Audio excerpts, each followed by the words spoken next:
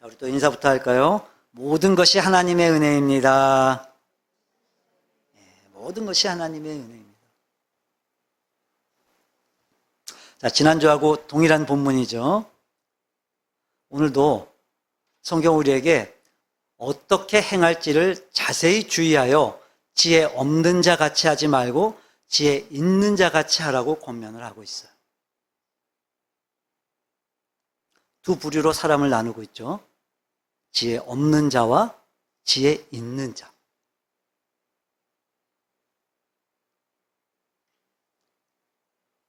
모두가 다 말하고, 또 모두가 다 생각하고, 모두가 다 선택하고, 모두가 다 행동합니다. 근데 둘 중에 하나예요. 지혜가 있든 지혜가 없든 둘 중에 하나입니다. 그러니까 지혜로운 말이 있을 수 있어요. 하지만 지혜 없는 말도 있을 수 있어요. 지혜로운 선택이 있을 수 있어요. 하지만 지혜 없는 선택이 있을 수도 있어요. 지혜로운 삶이 있을 수 있고 지혜롭지 못한 삶이 있을 수 있다는 거예요. 우리의 말이, 우리의 행동이, 그래서 우리의 모든 삶이 지혜로운 삶이 되기를 주님의 이름으로 축원합니다. 그럼 여러분, 지혜로운 삶이란 과연 무엇일까요? 지혜로운 삶은 과연 무엇일까? 본문 15절을 보면 그런즉 너희가 어떻게 행할지를 자세히 주의하여. 그러니까 지혜롭게 산다는 건 뭐냐면 어떻게 행할지를 주의하는 거예요. 어떻게 해야 되지? 내가 어떻게 행동해야 되지? 그렇게 그냥 어떻게 행할지를 생각만 하는 게 아니라 그런즉 그러니까 앞에 어떤 내용이 있었다는 거죠. 그러니까 그 내용에 근거해서, 앞에 있는 그 내용에 근거해서 이제부터 어떻게 행할지를 자세히 주의하라는 거예요. 그래야 지혜로운 삶이 된다는 거예요. 자, 그럼 여러분, 앞에 내용이 뭘까요? 8절 볼까요? 이 8절에 있는 것처럼 너희가 전에는 어둠이더니 이제는 주 안에서 빛이라. 빛의 자녀들처럼 행해라. 15절에선 어떻게 행할지를 주의하래요. 그러니까 생각하래요. 고민하래요. 그리고 그 겉면에 대한 답이 8절에 나오죠. 이제 너희들은 빛의 자녀가 되었으니까 이제는 빛의 자녀들처럼 행하라는 거예요. 빛의 자녀로서 어떻게 행해야 될지를 끊임없이 생각하고 고민하면서 살라는 거예요. 그게 곧 지혜로운 삶이 된다라는 거예요.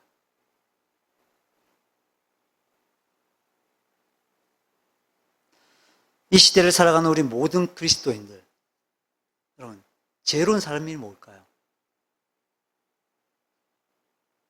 어떻게 사는 게 지혜로운 삶일까요? 삶과 정체성이 일치하는 거예요. 지난주에 말씀을 드렸지만 우리가 그리스도 예수를 믿는다는 건 우리에게 놀라운 변화가 일어났다는 거예요. 우리에게 존재적 변화가 주어졌어요. 그러니까 이전 건 다 지나갔어요. 그리스도 예수를 믿음으로 우리에겐 새로운 창조가 우리에게 일어났어요. 그러니까 실존적인 변화가 우리에게 일어났어요. 주님이 우리 안에, 우리가 주님 안에 거하게 됐어요. 그리고 이제부터 우리는 그 하나님을, 그 주님을 우리의 주인으로 믿어 이제 그분의 말씀을 따라 살아가는 실제적인 변화가 우리에게 가능해지게 됐어요.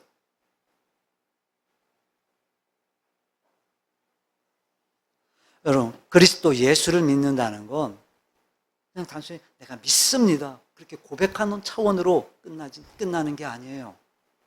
고백하는 차원으로 끝나지 않아요. 그리스도 예수를 믿는다는 건 단순히 생각이나 관념의 차원에서 멈추는 게 아니에요. 분명히 우리에게 일어난 존재적, 실존적 변화를 통해서 우리의 삶에 실제적인 변화가 일어나게 되는 거예요. 여러분, 지혜로운 분들이 되시기를 바랍니다. 삶과 정체성이 일치하는 삶을 사시기를 바라요. 여러분, 주님이 우리 안에 계신다는 말이 어떤 의미일까요?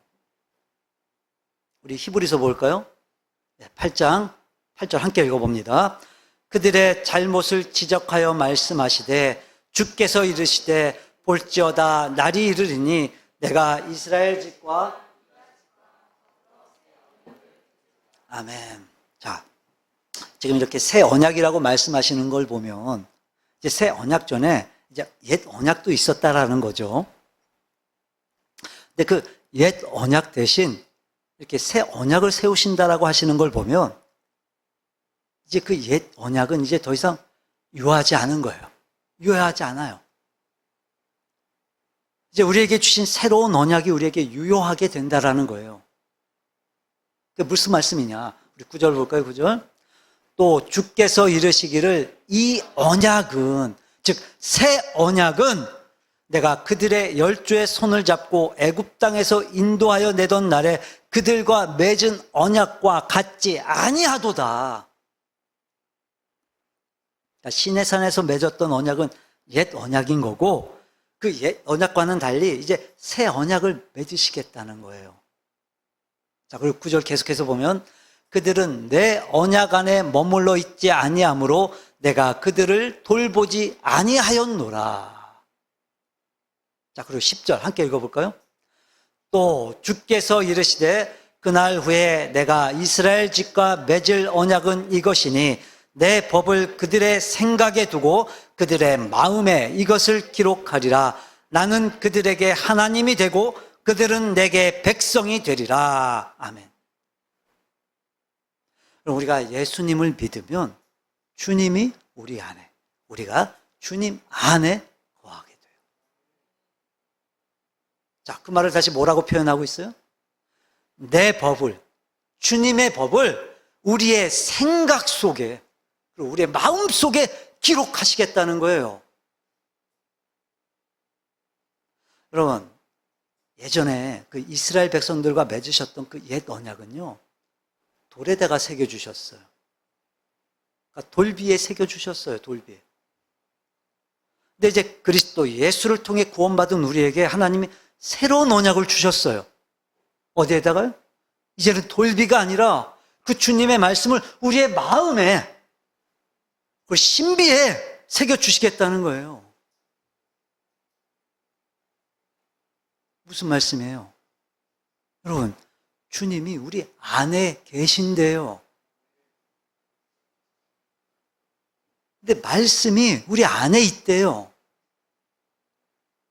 말씀을 우리 안에 기록하셨대요.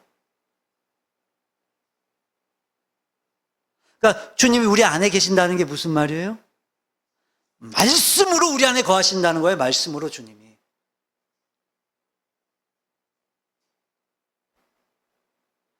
그래서 이제 우리가 그리스도 예수를 믿고 존재적, 실존적, 그리고 실제적 변화가 일어나려면 우리 안에 기록되어 있는 주님의 그 말씀을 따라 살면 되는 거예요.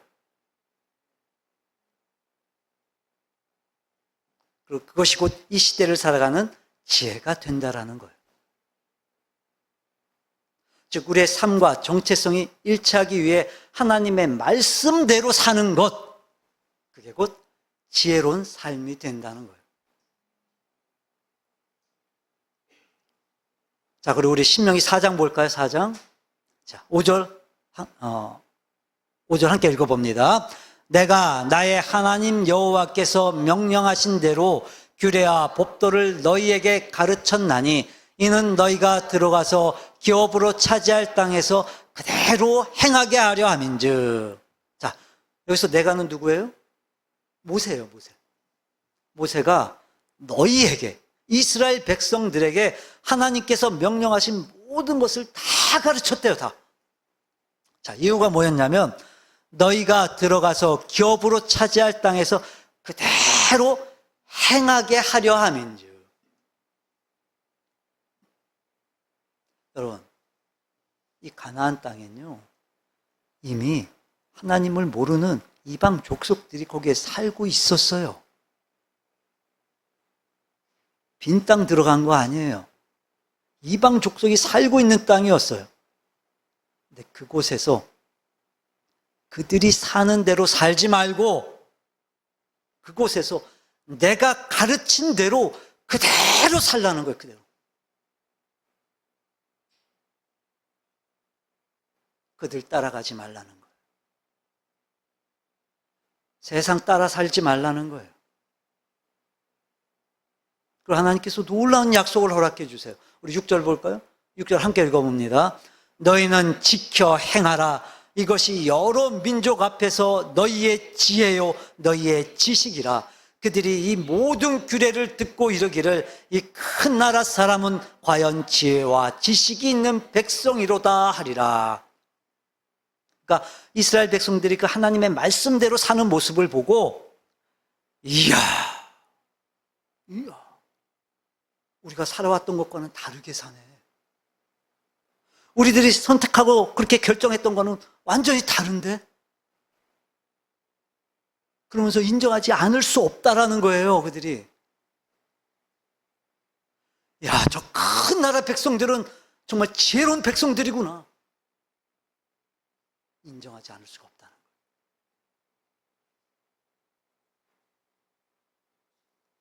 여러분, 오늘 우리가 하나님의 백성으로 사는 거 세상에서 분명히 다르게 보일 거예요. 세상 사람은 다르게 보일 거예요. 근데 다르지 않다면 세상에 우리가 살아가는 모습을 볼 때 우리가 다르지 않다면 우린 지금 그리스도인답지 못한 거예요.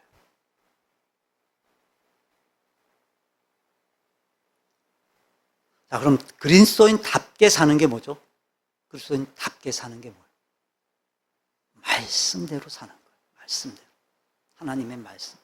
다시 말해, 다르게 사는 게 바르게 사는 거예요.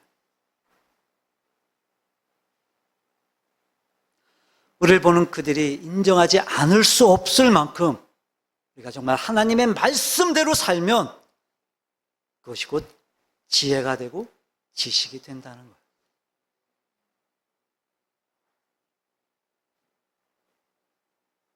거예요. 왜 우리가 말씀대로 살아요? 하나님의 백성이 됐으니까요. 왜 말씀대로 살아요? 주님이 내 안에 거하심으로 이제 주님의 말씀이 내 심령 속에 이미 새겨져 있으니까요.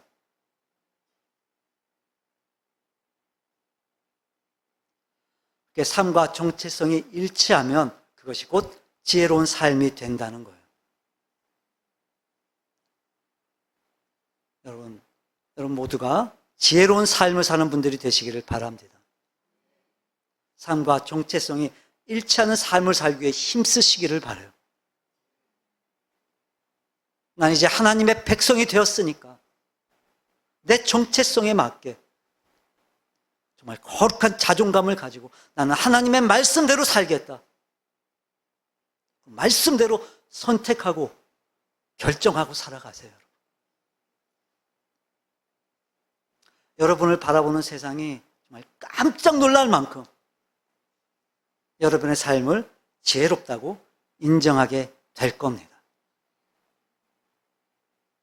자, 그리고 두 번째.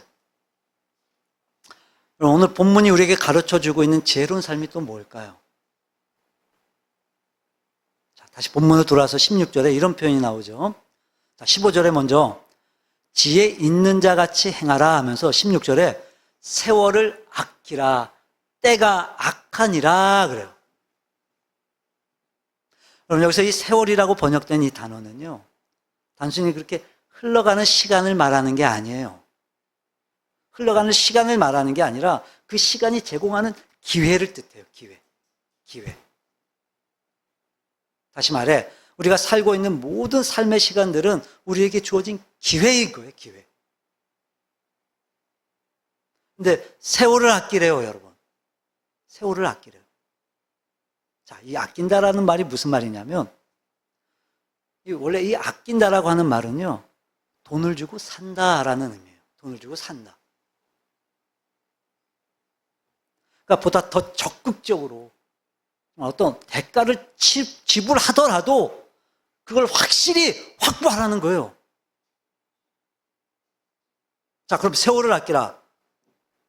이 말이 무슨 말이에요? 그러니까 우리가 살아가는 모든 순간들은 우리한테 기회인데 마치 그걸 우리가 돈을 주고 사는 것처럼 우리가 어떤 대가를 치르더라도 정말 놓치지 말고 확보하라는 거예요. 꽉 붙들라는 거예요.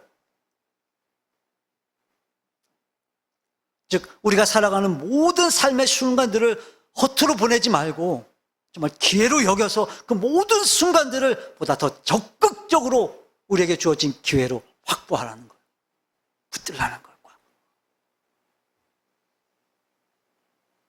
자, 그럼 기회를 확보한다는 게 무슨 의미일까? 자, 그 뒤에 설명을 보면 좀 더 명확해져요, 여러분.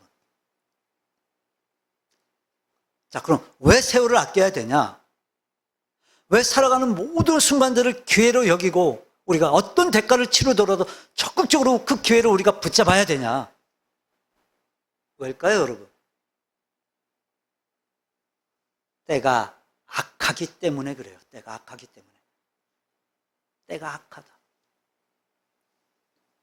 여러분, 여기서 이 악이라고 하는 말은요, 악한 행위를 말하는 게 아니에요. 어떤 악한 그 행위를 말하는 게 아니라 악이 점점 성행하고 점점 극심해지는 이 시대의 특징을 말하는 거예요. 다시 말해, 왜 점점 악이 성행할까? 여러분, 왜 악이 점점 더 극심해질까요, 막? 왜 그럴까요? 우리 요한복음 볼까요? 요한계시록 12장 12절 함께 읽어봅니다. 그러므로 하늘과 그 가운데에 거하는 자들은 즐거워하라. 그러나 땅과 바다는 화 있을진저 이는 마귀가 자기의 때가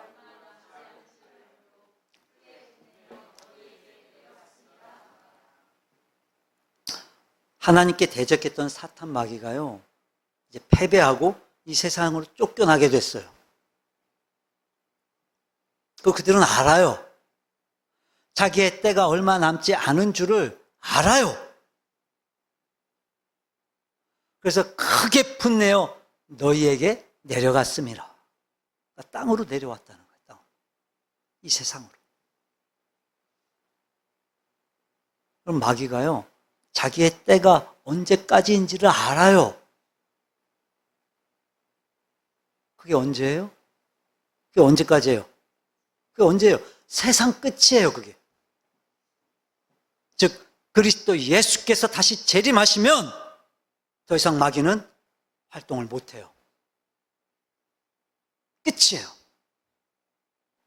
그래서 마태복음 25장에 있는 것처럼 이 마귀들을 위해 예비된 영원한 불, 즉 지옥에 가게 돼요. 활동을 못하고 다 지옥에 떨어져요. 그러니까 그들이 어떻게 하겠어요, 마귀들이? 주님이 다시 오시는 그 날이 되기 전까지 더 열심히 활동해요.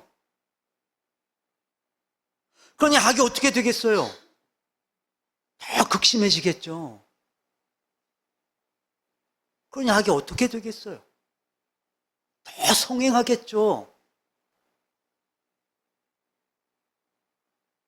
끔찍하고 혐오스러운 일들이, 정말 상상조차 할 수 없는 일들이 생기고 있어요. 왜요? 사탄 마귀가 알아요. 주님이 오시면 자기들의 활동이 끝난다는 걸, 자기들의 세상은 끝난다는 걸 알아요. 자기의 때가 얼마 남지 않은 줄을 알기 때문에 그래요. 그러면 때가 악하다, 무슨 말이죠? 때가 악하다. 이게 무슨 말이겠어요, 그럼? 점점 마지막 때가, 그 끝날이 다가오고 있다는 거예요. 결국엔 그 의미인 거예요. 마지막 때가 다가왔다. 그러니까 여러분, 이 세상은요, 끝이 있어요.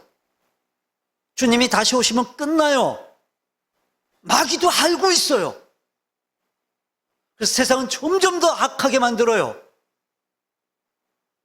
주님이 다시 오시기 전까지 온갖 방법들을 다 동원해서 악의 시대로 만들어가요. 왜요? 끝이 있기 때문에 그래요. 끝날이 다가오고 있기 때문에 그래요.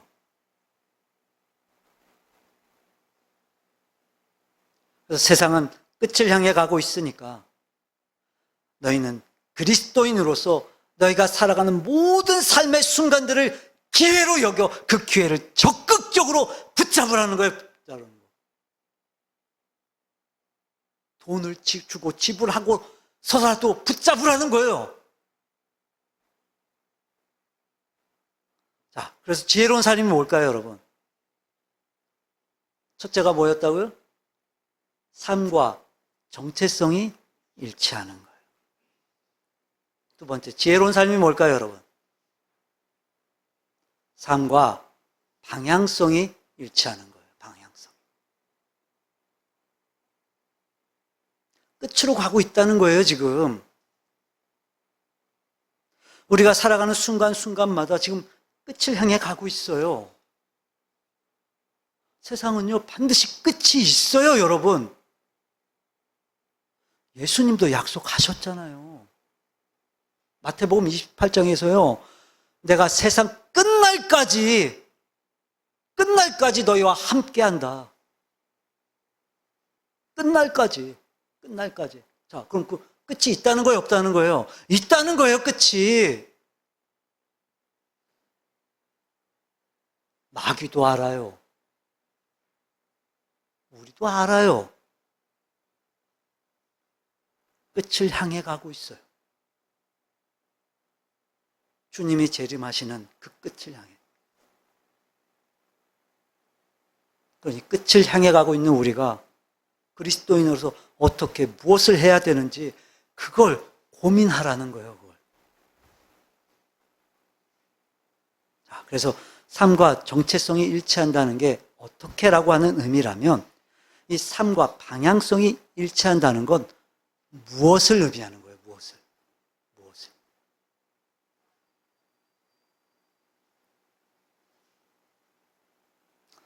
여러분, 이 마지막 시대를 지혜롭게 사시는 분들이 되시기를 바랍니다. 그러려면 이미 성경이 우리에게 알려주고 있는 것처럼, 그리고 마귀도 알고 있는 것처럼, 지금 우리가 살아가고 있는 모든 시간들은, 여러분, 이 시간들이 돌고 도는 게 아니에요. 지금 우리는요, 이 시간은요, 끝을 향해 가고 있어요. 끝을 향해. 그래서 우리의 삶은요, 그 방향성과 일치해야 돼요. 아, 정말 끝이 있구나. 세상의 끝이 정말 있구나.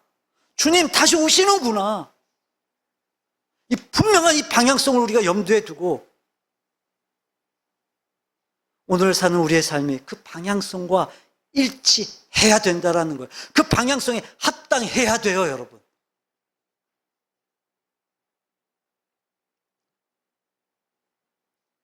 그래서 오늘을 살아가는 내가 그 끝으로 향해 가는 이 시간의 방향성과 내가 지금 일치하는 삶을 살고 있느냐. 여러분, 그게 지혜로운 거예요, 그게.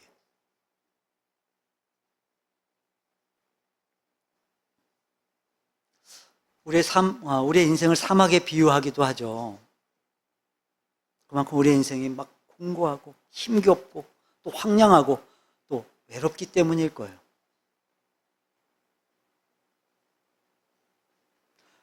그럼 만약에 우리가 사막을 건너요. 사막을 건널 때 이제 지도와 나침반을 놓고서 그 중에 하나를 선택해서 우리 보고 사막을 건너라 그러면 지도와 나침반 중에 하나만을 선택해서 건너라 그러면 여러분 뭘 선택해야 될까요? 예, 맞아요. 그럼 바람 한 번 불면요, 있던 언덕도 없어져요. 바람 한번 불면요, 없던 언덕도 생겨나요. 그러니까 지도는요, 아무런 의미가 없는 거예요, 사막에선. 근데 나침반은요, 정확해요. 정확하게 그 방향을 가르쳐줘요. 그래서 그 방향만 따라가게 되면요, 그 목적지에, 원하는 목적지에 도착할 수 있게 돼요. 즉, 인생은요, 이 방향이 정확해야 돼요. 그게 지혜로운 거예요, 그게. 그러니까 여러분, 내 인생이, 내 삶이 올바른 방향을 따라가고 있냔 말이에요. 세상의 끝, 주님의 재림, 이제 우리가 다 맞이하게 될 텐데, 오늘을 사는 내가 그날에 합당하게 살아가고 있냔 말이에요.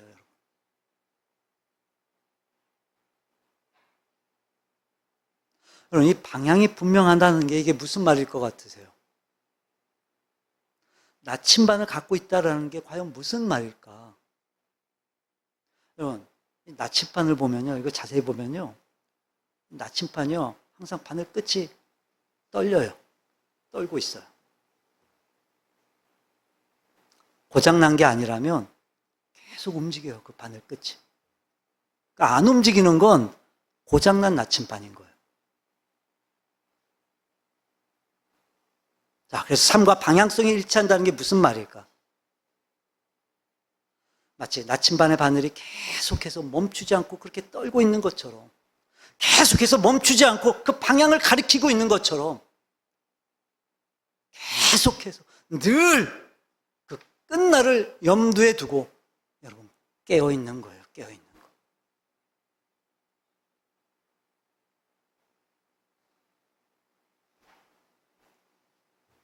그럼 끝날을 염두에 두지 못하고 있는 건 뭐예요? 잠들어 있는 거예요. 마치 고장난 나침반처럼 바늘이 움직이지 않아요. 근데 늘 그 끝날, 주님이 재림하시는 그날, 그 방향성을 우리가 염두에 두고 있으면요, 계속해서 그걸 찾는 거예요, 찾는 거.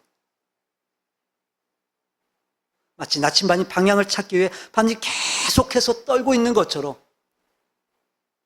내가 지금 올바른 방향을 향해 가고 있나? 내가 지금 가려고 하는 방향이 정말로 맞는 걸까? 그 방향과 일치하기 위해 끊임없이 떨고 있는 거예요, 떨고 있는 거예요.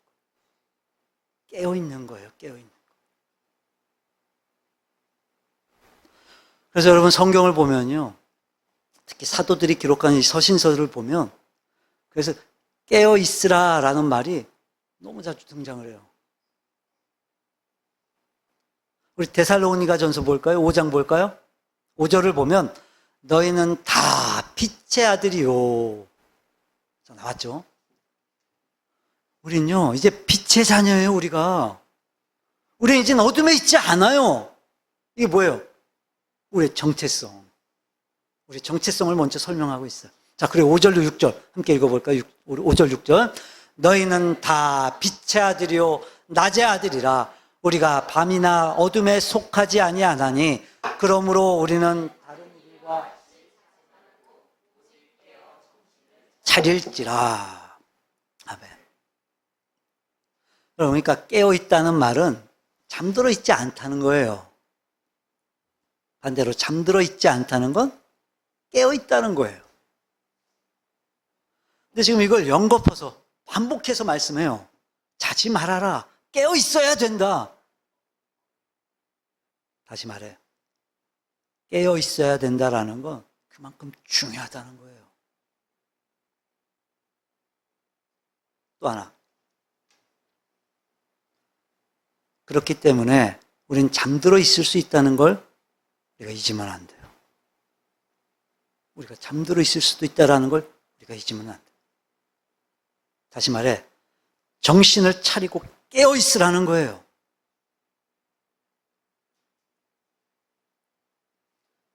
그래서 여러분, 이 잠들어 있다라는 말은 무슨 말이냐면 그 끝날을 의식하지 못하고 있는 거예요.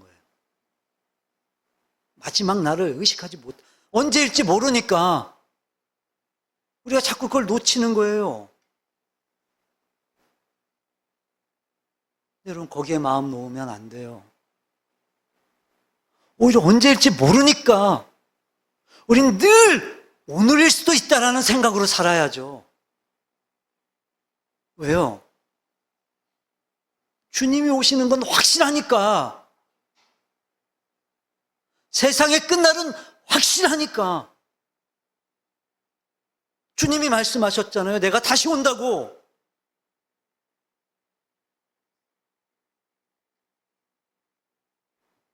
그러니까 주님이 언제 오실지 모르기 때문에 그날을 의식하지 못하는 거.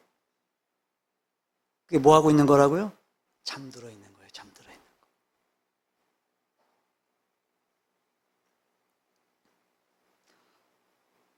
여러분, 깨어 있으십니까? 잠들어 있으십니까? 여러분, 분명하잖아요. 지혜로운 삶은 삶과 방향성이 일치하는 거예요. 근데 끝날이 있어요. 끝날이, 여러분. 주님 다시 오실 날이 분명해요. 여러분, 우리에게 목적이 분명하잖아요. 깨어나야 될 목적이 확실하잖아요, 여러분. 물론 그럼에도 잠이 들 수도 있어요. 잠들 수 있어요. 여러 상황들 속에 우리가 잠이 들 수도 있어요. 그래서 깨우는 거예요, 지금 제가. 눈 크게 뜨라고 졸지 말고 지금 깨우는 거예요. 여러분, 깨어나세요. 일어나세요. 잠들 수 있어요. 하지만 깨우면 깨어날 수 있는 분들이 되시기를 바랍니다. 자, 그래서 이제 우리의 삶은 그 방향성과 일치해야 되는데, 그러면 이 삶과 방향성이 일치한다는 게 이게 무슨 말일 것 같으세요, 여러분? 자, 우리가 하루를 살아가요. 근데 우리가 살아가는 시간은 방향성이 있어요.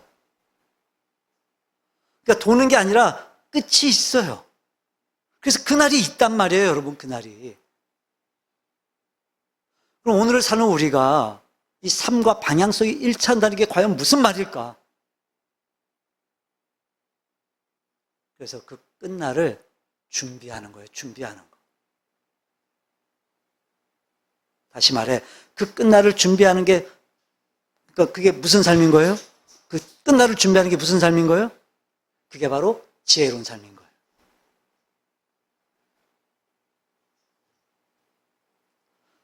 마태복음 25장에 보면 우리가 보통 열처녀 비유라고 하는 그 이야기가 나오죠. 혼인잔치가 열렸어요. 10명의 처녀들이 신랑을 맞이하기 위해서 기다리고 있었어요.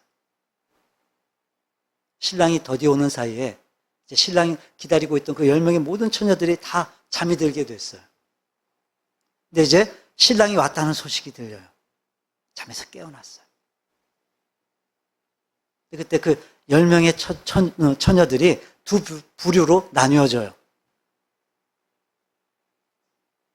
그 중에 5명의 처녀는 등불에 쓸 기름을 준비하고 있었어요. 그리고 그 중에 5명의 처녀들은 등불에 사용할 그 기름을 준비하지 못했던 거예요.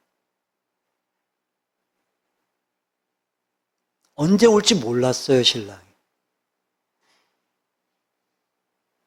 그래서 준비를 하지 않았어요, 기름을. 그래서 신랑이 왔을 때 등불을 켤 수가 없었어요. 결국 혼인잔치에 들어가지 못했어요, 5명. 다시 말해, 천국에 들어가지 못했어요.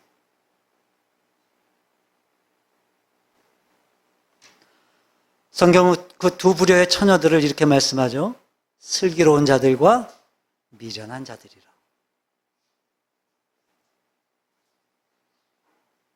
기름을 준비한 처녀들이 어떤 사람들이었어요? 그러니까 지혜로운 처녀들이었어요. 반대로 기름을 준비하지 못한 처녀들은 미련한 사람들이었어요. 미련한 사람들. 여러분, 지혜로운 사람은요, 준비해요. 미련한 사람은 준비하지 못해요. 그러니까 삶과 방향성이 일치하는 게 뭐예요? 끝날이 있는 게 분명하니까 뭐 하는 거예요? 그 끝날을 준비하는 거예요. 준비하는 거예요. 오늘을 끝날처럼, 오늘이 끝날인 것처럼 오늘의 결정이 끝날에 어떤 영향을 끼칠까? 오늘의 내 행동이 그 끝날 어떤 결과를 가져오게 될까? 오늘을 위해 오늘만 사는 게 아니라 오늘을 위하는 건 여러분 끝날을 위하는 거예요. 끝날을 생각하는 거예요. 여러분, 이 이야기가요, 여기서 끝나지 않아요. 그래서 이 미련한 자들이, 그러니까 기름을 준비하지 못한 처녀들이 기름을 나눠달라 그래요. 나눠달라고. 슬기로운 자들이 나눠줄 수 없다 그래요. 차라리 기름을 파는 사람들한테 가서 너희들 기름을 사라는 거예요. 10절 우리 한번 보세요. 10절 보세요. 그들이 살아건 사이에 신랑이 오므로 준비하였던 자들은 함께 혼인잔치에 들어가고 문은 닫혀버렸어요. 그러니까 기름을 준비하지 못한 미련한 자들이 기름을 사러 간 사이에 그 혼인잔치의 문이 닫혀버렸어요. 자, 그리고 11절 보세요. 그 후에 남은 처녀들이 와서 이르되 주여 주여 우리에게 열어주소서. 근데 12절 볼까요? 대답하여 이르되 진실로 너희에게 이르노니 내가 너희를 알지 못하노라 하였느니라.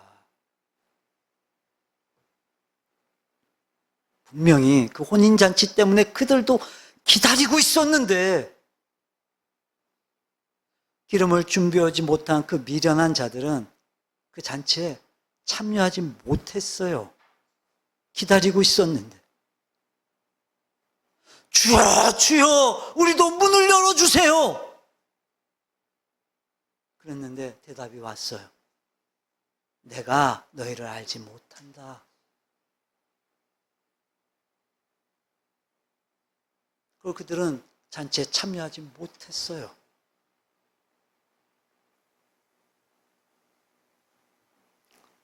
미련하기 때문에 준비하지 못했어요. 근데 그걸로 끝나지 않았어요. 준비하지 못했기 때문에 미련만 남았어요. 미련하면 미련만 남아요. 지혜로우면요, 잔치에 참여한다니까요. 지혜로우면 천국에 들어가요, 여러분.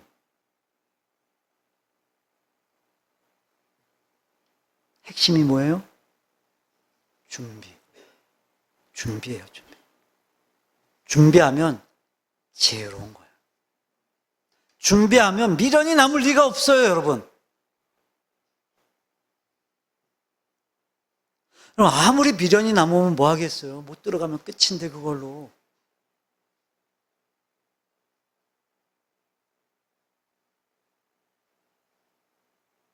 다시 한번 말씀드리지만 적당히 대충 그럭저럭 아니요. 그렇게 해서는 안 돼요. 그래서 못 들어가요, 여러분.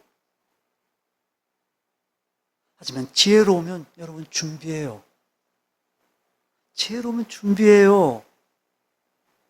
그 준비하면요, 잔치에 참여해요. 들어가요. 미련이 남을 리가 없어요, 여러분.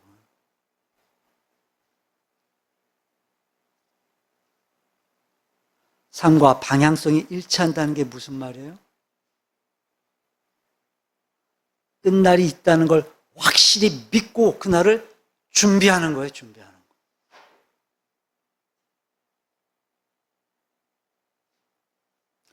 여러분, 지혜로운 분들이 되시기를 바랍니다. 여러분의 삶의 분명한 방향성을 확인하고 여러분 확신하시기를 바라요. 그리고 이제부터 미련한 자들이 되지 않기를 바라요. 반드시 끝날이 있다는 사실을 염두에 두고 늘 그 끝날을 위해 살아가는 분들이 되시기를 바랍니다.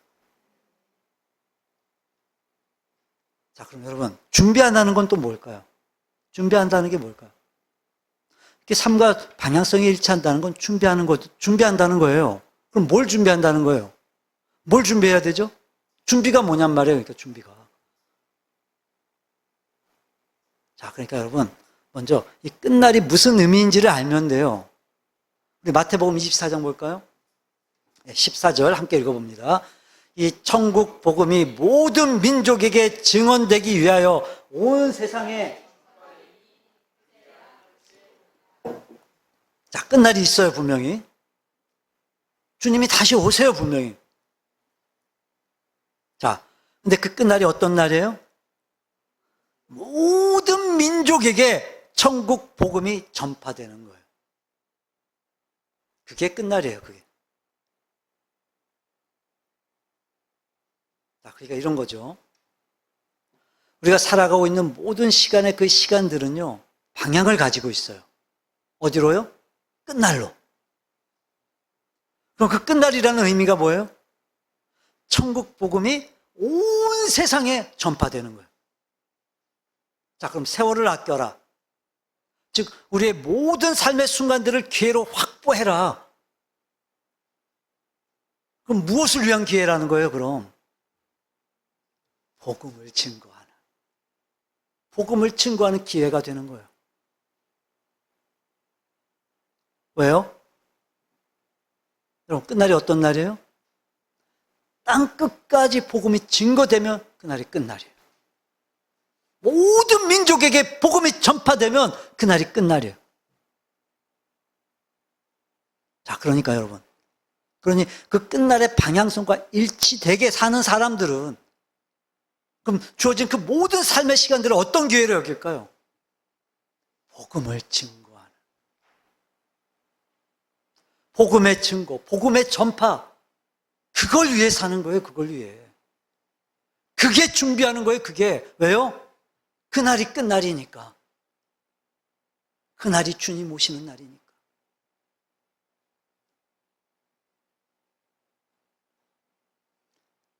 여러분, 주님이 언제 다시 오세요? 천국 복음이 땅 끝까지 증거되면 주님이 다시 오신다는 거예요. 그럼 삶과 방향성이 일치되는 삶을 살기 위해 우리는 어떻게 해야 돼요, 여러분? 내게 주어진 모든 삶의 상황들 속에서 내가 어떻게 하면 하나님의 나라를 위해 살까? 어떻게 하면 그 하나님의 비전과 하나님의 사명을 위해서 내가 살 수 있을까? 어떻게 하면 땅 끝까지 복음이 증거되는 일을 위해서 내가 살아갈 수 있을까? 내가 무엇을 할 수 있을까? 그런 삶을 사는 사람이 지혜로운 사람인 거예요.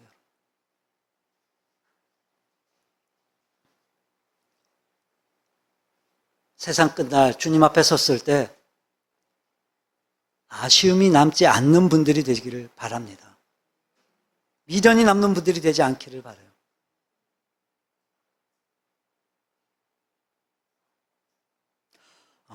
분명한 인식을 위해서 한번 이렇게 말씀을 드리면 어떨까 싶어요. 몰라서 기회를 놓쳤을 때하고 알지만 머뭇거려서 기회를 놓쳤을 때하고 어떤 게 더 미련이 남을까요? 머뭇거리면서 기회를 놓쳤을 때.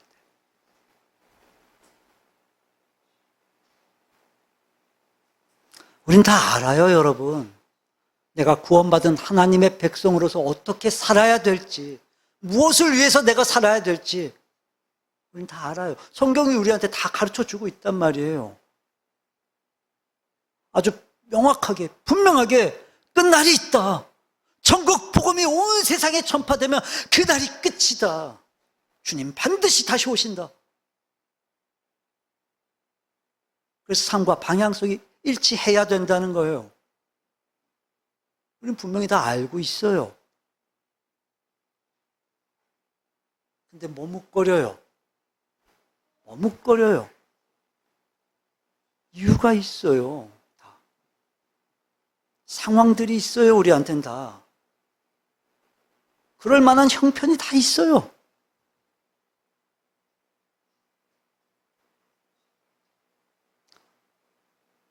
그래서 정말 그런 상황이라면, 정말로 그런 상황이라면 누구나 다 그럴 수 있겠다. 이해할 수도 있어요. 공감할 수 있어요. 하지만 그게 중요한 게 아니에요. 여러분, 끝날이 있다는 게 중요한 거예요. 끝날이 있다는 게.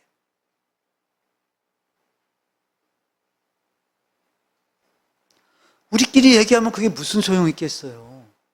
아무리 우리끼리 공감하면서 그래, 그럴 수 있지, 그럴 수 있어. 인정해 주는 게 그게 무슨 의미가 있겠어요, 여러분. 머뭇거리다 기회를 놓치면 그것처럼 후회스러운 일이 어디 있겠냐고요, 여러분. 못 들어간다니까요, 여러분.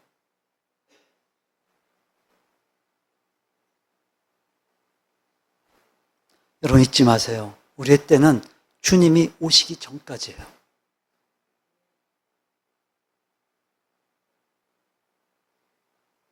사명을 위해 사십니까? 하나님의 나라를 위해 사십니까? 하나님의 복음을 위해 살고 계십니까? 무엇을 위해 사십니까?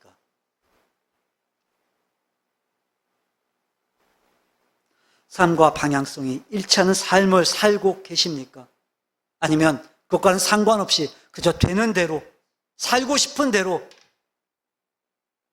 살게 되는 대로 살고 계십니까?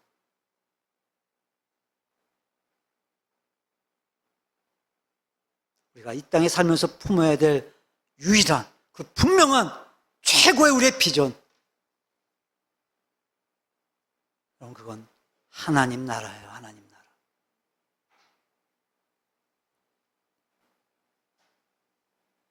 복음을 위해 어떻게 하면 한 영혼이라도 더 건질 수 있을까? 어떻게 하면 더 하나님의 나라가 확장되는 일을 위해 내가 헌신할 수 있을까?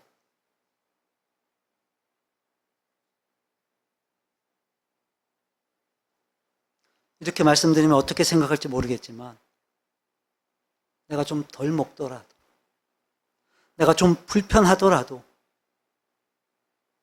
내가 가고 싶은데 좀 덜 가더라도 정말 하나님의 나라를 위해, 하나님의 복음을 위해 하나님이 지금도 안타깝게 찾고 계시는 그 영혼들을 위해 내가 뭘 할 수 있을까?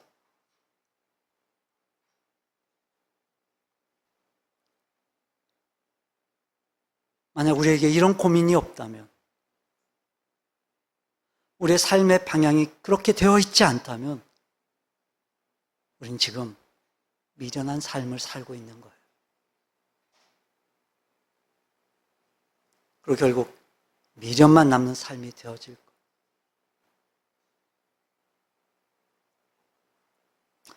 여러분, 삶과 방향성이 일치해야 됩니다. 말씀을 정리합니다.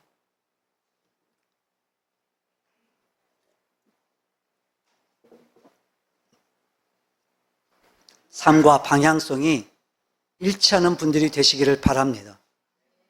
끝날이 있다는 걸 분명히 알고 그 끝날을 준비하는 분들이 되시기를 바라요. 하나님의 나라, 하나님의 복음, 하나님의 비전을 위해 내가 뭘 해야 될까? 더 고민하고 더 기도하면서 이 땅에 살아가는 우리의 삶이 때론 눈물의 골짜기를 살아야 되고, 때론 멀고 험한 길일 수도 있고, 때론 깊은 곳, 높은 산을 힘겹고 올라가야 될 수도 있을지 모르지만, 그럼에도 불구하고 그 길 끝에 우리 주님이 계신다면,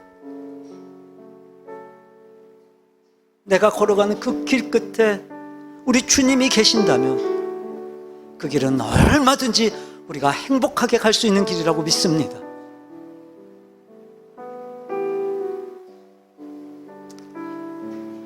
여러분, 삶과 방향성이 일치하기를 바라고 주님의 나라를 위해 마음껏 헌신하는 분들이 되시기를 바랍니다.